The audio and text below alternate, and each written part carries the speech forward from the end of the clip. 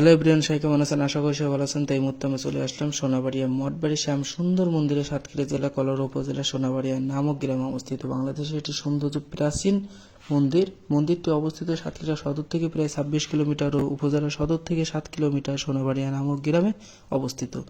স্থানীয়ভাবে এটি সোনাবাড়িয়া মঠবাড়ি নামে ডাকা হয়। যদিও মন্দিরটি দেওয়ালে খোদাই করে লেখা রয়েছে শ্যাম সুন্দর নবরত্ন মন্দির। এই মন্দিরটি ছাড়াও এই অঞ্চলে আরও বেশ কিছু প্রাচীন মন্দির রয়েছে।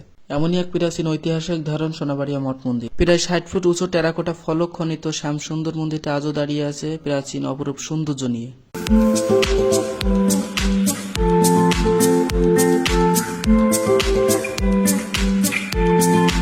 বিভিন্ন সূত্রে জানা গেছে যে বাংলা 1208 সালে রানী রাসমণি এই মঠ মন্দিরটি প্রতিষ্ঠা করেন। এছাড়া মঠ মন্দিরের ইতিহাস নিয়ে অনেক জনশ্রুতি আছে এখানে।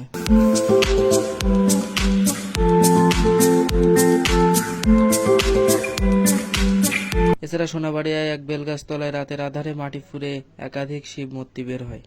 এই মন্দিরটা নাকি খুবই জাগ্রত। মানুষের মনে যত আশা ছিল এই মন্দিরে এসে যদি প্রার্থনা করতো তাদের আশা পূরণ হতো।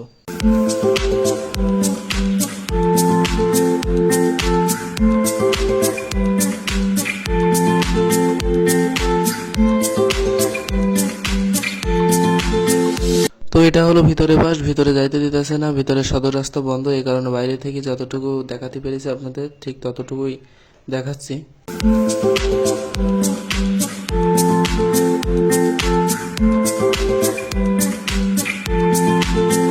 এছাড়া মাটি ফুঁড়ে যে মুক্তিগুলো বের হয় সেটি রানী রাসমণির স্বপ্নে আবির্ভূত হয়। সেখানে রানী রাসমণি গিয়ে দেখে পাথরের মুক্তিগুলো সেগুলো উঠে রয়েছে। তো ভাসমান পাথরের শিব মূর্তি উদ্ধার করে মঠ মন্দির নির্মাণ করেন। বিশালকৃত এই মঠ মন্দিরটি ছোট ছোট পাতলা ইট ও টেরাকোটা ফলক দিয়ে তৈরি করা হয়েছে।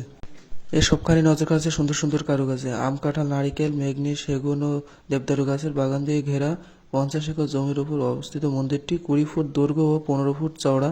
মন্দিরের সামনে একটি বড় পুকুর।